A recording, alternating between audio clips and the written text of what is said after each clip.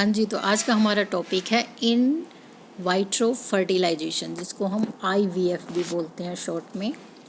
तो ये किस केस में हेल्प करता है? जहाँ पे जो वुमेन है जो कि कंसीव करना चाहती है, अगर उसकी जो फेलोपियन ट्यूब है वो डैमेज्ड है या फिर ब्लॉक है, या फिर मैन है जिसका जो स्पर्म क्वालिटी है वो अच्छी नहीं है, उन केसेस में IVF है।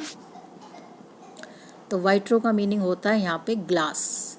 तो जो कि फर्टिलाइजेशन है वो किस में होता है? ग्लास, यानी कि टेस्ट ट्यूब के अंदर होता है। ठीक है, तो fertilization occur in outside the body in the test tube. तो फर्टिलाइजेशन जो कि फीमेल बॉडी में होता है इन नॉर्मल केसेस, तो यहाँ पे वो कहाँ पे करवाया जाता है? टेस्ट ट्यूब के अंदर करवाया जाता है। तो प्रोसीजर क्या है? तो इसमें सबसे पहले जो एग हैं वो मदर से कलेक्ट किए जाते हैं, यानी कि उसकी बॉडी से निकाले जाते हैं with the help of pipette और इंजेक्शन। उसके बाद स्पर्म्स वो मैन से या फिर डोनर से भी लिए जा सकते हैं। उसके बाद इन दोनों का फर्टिलाइजेशन कराया जाता है in laboratory condition. As a result zygote is formed. जो जाइगोट है वो एक सिंगल सेल्ड स्ट्रक्चर होती है, हम सभी जानते हैं। और इस टेक्निक से जो बच्चा पैदा होता है उसको टेस्ट ट्यूब बेबी भी बोला जाता है। तो ये जो जाइगोट है, यानी कि जो ये एम्ब्रियो है, जाइगोट के बाद उसमें डिवीज़न होते हैं, कई सेल बनती हैं, फिर हम उसको एम्ब्रियो बोलते हैं। तो जो एम्ब्रियो है इसको दो प्रकार से ट्रांसफ़र किया जा सकता है in females. 2 type of transfer. कौन से हैं आपके ये ट्रांसफ़र?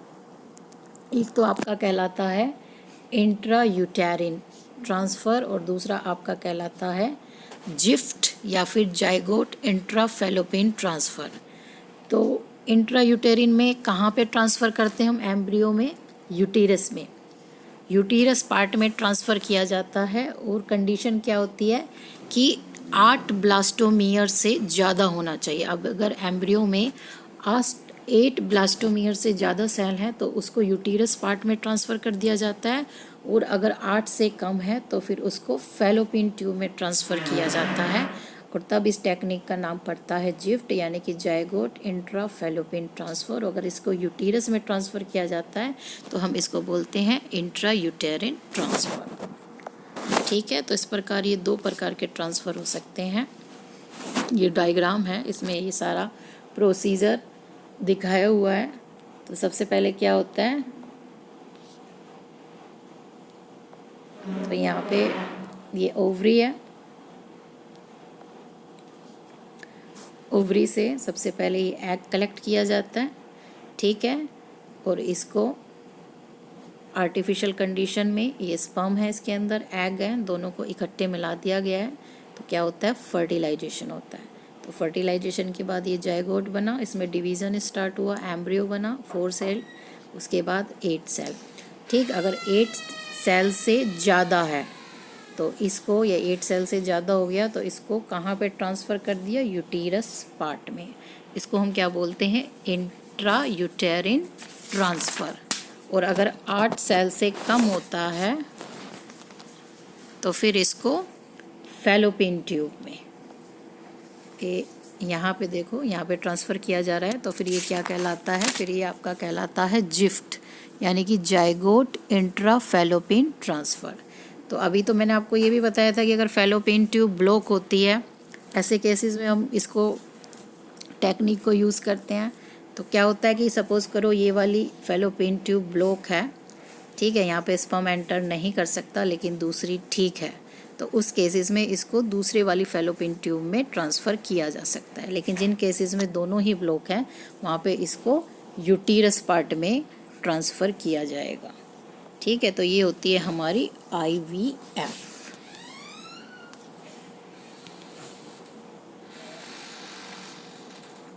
नेक्स्ट टेक्निक है हमारी इंट्रासाइटोप्लाज्मिक स्पर्म इंजेक्शन, जिसको हम ICSI भी बोलते हैं। ये भी इन वाइट्रो फर्टिलाइजेशन है, मतलब जो फर्टिलाइजेशन है वो वुमेन बॉडी से बाहर होता है, आर्टिफिशियल कंडीशन में होता है, टेस्ट ट्यूब में होता है। इसमें क्या करते हैं हम? एक single sperm is directly injected into an egg, यानी दोनों सिंगल होते हैं, स्पर्म भी सिंगल होता है और एग भी सिंगल होता है, और दोनों को डायरेक्टली, मतलब स्पर्म को डायरेक्टली डाल दिया जाता है किसके अंदर? एग के अंदर। तो ये इसका डायग्राम दिखाया हुआ है यहाँ पे। डायग्राम में आप देख सकते हैं दिस इज़ एन एग, ठीक है। और ये पिपेट की हेल्प से ये एक स्पर्म है जिसको इसके अंदर डायरेक्टली इंजेक्ट किया जा रहा है, ठीक है। ये होल्डिंग टूल है, यानी कि इसकी हेल्प से एग को पकड़ा हुआ है। जो पहली वाली टेक्निक थी उसमें क्या है, उसमें हम बहुत सारे स्पर्म लेते हैं और बहुत सारे एग लेते हैं और दोनों को आपस में इकट्ठे डाल देते हैं मीडियम में, जिससे उनमें फर्टिलाइजेशन हो जाए। इस केस में केवल एक ही एग लिया जाता है और एक ही स्पर्म लिया जाता है। तो ये इन दोनों का डिफरेंस है। नेक्स्ट टेक्निक होती है आपकी गैमीट इंट्राफेलोपियन ट्रांसफ़र, जिसको हम जिफ्ट भी बोलते हैं। Sorry, gift. जिफ्ट पहले वाली थी, दिस इज गिफ्ट।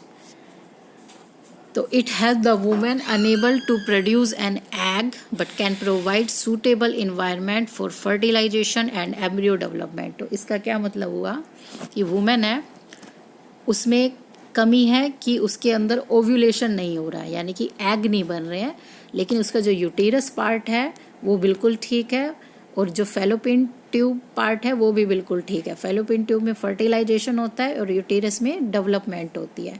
तो ये दोनों तो बिल्कुल फिट हैं, ठीक है। लेकिन केवल क्या नहीं होता है, एग नहीं बनते हैं। तो उस केसेस में क्या होता है कि किसी दूसरे फीमेल के एग उसकी बॉडी में डाल दिए जाते हैं। इसी को हम बोलते हैं गिफ्ट टेक्निक। तो it involves transfer of an ovum और एग फ्रॉम, ये डोनाल्ड नहीं डोनोर होना था, DONOR।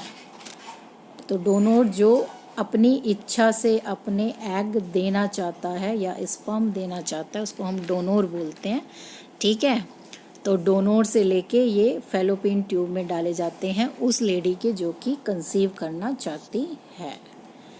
तो ये आपको दिखाया हुआ है कि यहाँ पे सीधे फेलोपियन ट्यूब में, इसमें स्पर्म नहीं, केवल एग, नॉट स्पर्म, ठीक है। एग हैं वो डायरेक्टली किस में प्लेस्ड कर दिए जाते हैं, फेलोपियन ट्यूब में।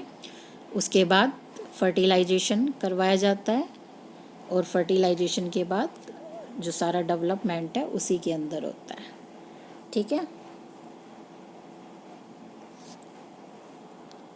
तो ये हो गई आपकी गिफ्ट टेक्निक। नेक्स्ट है इन वाइवो। तो वाइट्रो का मीनिंग आपको बताया था ग्लास, वाइवो का मतलब होता है नेचुरली इन बॉडी, यानी कि जो फर्टिलाइजेशन है वो नेचुरली बॉडी के अंदर ही करवाया जाता है। तो ये किन केसेस में होता है, it help the women who can not provide a suitable environment for fertilization, यानी कि उसके अंदर फर्टिलाइजेशन होने की संभावना नहीं है, यानी कि उसकी जो फेलोपियन ट्यूब है वो डैमेज्ड है। फर्टिलाइजेशन क्योंकि वहीं पे होता है तो फर्टिलाइजेशन नहीं हो सकता, लेकिन उसके बाद एम्ब्रियोजेनेसिस हो सकती है। तो इस केसेस में हम क्या करते हैं, बाहर फर्टिलाइजेशन कराते हैं, ठीक है। बाहर भी नहीं कराते, इसमें ट्रांसफ़र ऑफ एम्ब्रियो फ्रॉम डोनोर, यानी कि किसी और की बॉडी में फर्टिलाइजेशन करवाया जाता है।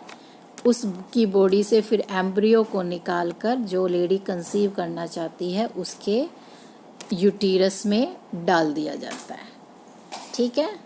तो ये टेक्निक आपकी क्या कहलाती है, इन वाइवो, यानी कि यहाँ पे सब कुछ नेचुरली हुआ है। जो फर्टिलाइजेशन है वो भी नेचुरली किसी और की बॉडी में करवाया है, ठीक है, किसी अनदर फीमेल की। और आफ्टर फर्टिलाइजेशन उसको the embryo is implantated in the women who wanted to conceive. तो ये हमारा होता है इन वाइवो फर्टिलाइजेशन, ठीक है। तो इसी के साथ हमारे ये टॉपिक ख़त्म होते हैं। नेक्स्ट हम इसमें डिस्कस करेंगे अपने क्वेश्चन आंसर।